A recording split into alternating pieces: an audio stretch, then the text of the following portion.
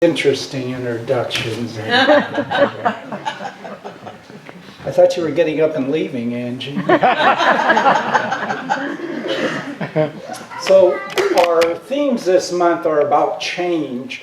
And I'm sorry, Sandy, there are 3 different themes dealing with change. I have no clue exactly what they are. But I figure if I talk about change, I'm going to be close enough. So I'm going to talk about change. And we all know that change is an absolute part of our lives. And we've talked about this many times here, about how change occurs constantly, how galaxies change, the whole universe is changing, the planet constantly changes, mountains change, we change constantly. I mean, if you gave me a hug after my talk last week, and you give me a hug after my talk this month, you will physically be hugging basically a totally different person because our bodies change that much. Physically, we are almost totally different within that time. And we also know that we fight change a lot. Sometimes change is happening and we decide that's not what we're looking for, and so it was like what you were talking about earlier. We could just scream at that, but that change in your driving occurred, and that's going to occur sometimes. But what I want to talk about is a different aspect of change, and it's the aspect that change is part of the universe, is part of the balance. I talk a lot about the balance of the universe. And the universe, the manifest universe, and the universe as a whole is made that way, where all things balance out. And so if you have change, you also have to have non-change. Or one way to think about that is, if you have variety, then you also have oneness. And the change or the variety is, if you will, the principal characteristic of the manifest universe, and oneness, the principal characteristic of the unmanifest universe. And we need, within our lifetimes, to learn to balance that out. And that's what things are about, I believe. It's about balance. And so a while ago, I talked about that balance between dark and light that we need to find. And by the way, the next week, Angie talked about how there is no dark, that dark is just the absence of light. And so Jean mentioned to me, well, you guys are saying different things. You're saying you have to have the balance of dark and light, and he's saying there is no dark. And of course, Angie's always right. Dark is just the absence of light. But it doesn't mean that I was wrong, because Taoism teaches us that. Taoism talks about existence and non-existence, and it uses 2 interesting, I think, metaphors, houses and vases. So a house has the 4 walls you talked about that we like, obviously. In a vase, you think of a vase as the clay bottom and the walls, but without the emptiness inside the vase, it's not going to be of any use to us. And those walls, the emptiness of the windows and of the door is what makes it useful for us. So the Tao Te Ching says, from the existence of things we profit, and from the non-existence of things we are served. And so even though darkness doesn't exist, still that balance of light and darkness is significant for us. And so this balance is what I think is important within change. And so let's talk about what roles those play within our lives of change and oneness. And starting with change, again, I think that the significant issue we talk about is that change occurs all the time. And I think sometimes, again, we overstate our ability to control things. But many of you, I think, have heard of chaos theory. That's the theory I use when I develop my talks, by the way. But if you haven't heard of that specifically, you've probably heard of the butterfly effect. And the butterfly effect is just a metaphor, but what it basically says is that a butterfly flapping its wings in South America could disturb the air in such a way that eventually there's going to be a hurricane in New England. Because what it's saying is that the world is made up of all of these tiny effects that look random, but in effect they create patterns that have effects on us. And that happens constantly all of the time in our lives. And I was thinking of some examples of that. And one of them was, on the large scale, if you will, was the 1980s. And many of you are probably familiar with this. Actually it started in the late 70s. But Russia, or the Soviet Union at the time, was wanting to gain prominence in Afghanistan. And so they were promoting this dictator there, and they actually sent in troops to keep him in power. And the United States said, well, we don't want them creating just a sub-state for Russia there. So we decided to support the freedom fighters there. And over a period of time, through the 80s, we spent several $billions giving money actually through Pakistan to Afghanistan to support the freedom fighters to fight this dictator and to fight the Russian troops that were supporting him. And it was an idea, obviously, that sounds wonderful, well planned out. We did it so well that it worked. These freedom fighters, guerrilla fighters in effect, drove the Russians out, this huge Russian army, and drove them out so that they were no longer having effect in Afghanistan. That little ripple of chaos theory that we didn't take into consideration was that many of those freedom fighters were what we would call extreme Islamists who took over, and many of them were the ones that were involved in the 9/11 attack on the United States. And so this very well thought out plan had totally different effects.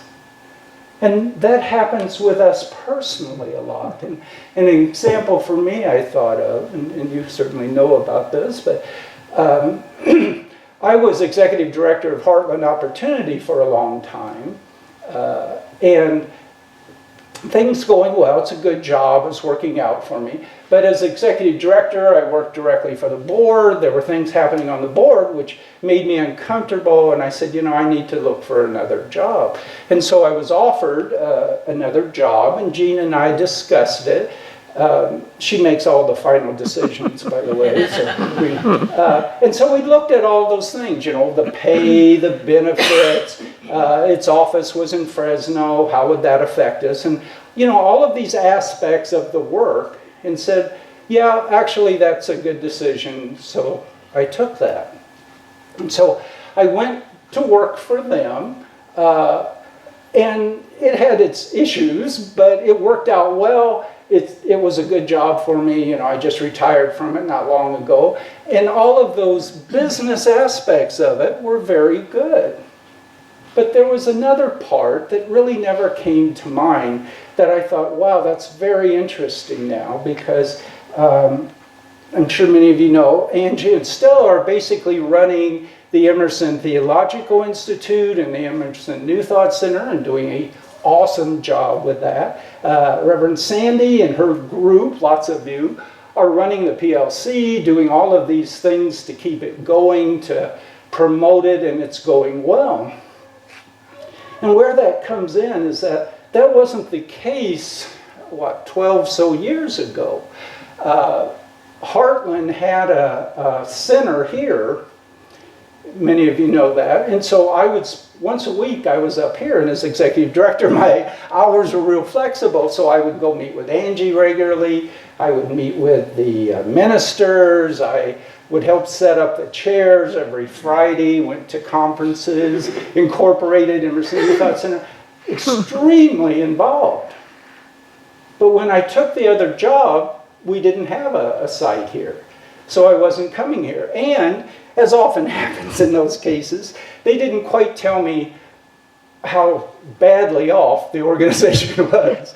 So I had to spend a lot of time initially getting it back in. It was actually under probation to be closed and stuff. So getting it back in shape, so I had to pull out of a lot of those duties. And so, you know, we looked 12 years ago, or 12 years later now, and this place is running great, and I feel like I've developed spiritually much stronger, but not doing any of those things with the PLC and stuff.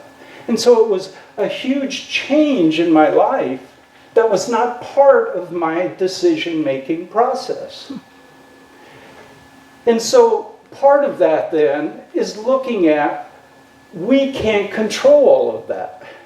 If we think we can, we're going to be mistaken, because even though we have a lot of effect, we have a lot of ourselves that we can put into that, we can plan change, we can affect change, but we can't totally control it. There's all of these ripples that go out that are going to affect us in many different ways. And at this time of year, when many people are making New Year's resolutions, we're setting goals and we're saying, you know, this is what we want to accomplish. And because of these aspects of change, that isn't always what's going to happen. And so we fail. And how do we deal with that failure? And that's where the balance of oneness comes in. Because what it tells us is really, there are no failures. Everything we accomplish in life, everything that happens to us, every change that occurs is not a conclusion. No matter how hard we're working at it, no matter how absolute it seems, it is not a conclusion. It's a step in the process of life. It's a part of the journey. It's a lesson for us. And I think one of the most beautiful ways that's shown is among some of the Tibetan Buddhists. And I know many of you, again, are familiar with this. They make these huge sand paintings, sometimes 15 feet across or more. And they're very intricate with all of this colored sand. It can take them weeks to make this sand painting. And then it's observed for a day or so and totally destroyed. Because they are recognizing within themselves that those things they accomplish in the physical are not what it's about. And Angie, you've been wanting to get rid of one of your lines, the bottom line. So I'm going to take it and use it instead. So the bottom line is that changes in the manifest world have no real significance. Changes inside us do. Wow. And it's that spiritual development that's the significant change. And I was thinking, well, how do I say that? I mean, obviously we all know that I'm so important that would be true, but how about for all of you?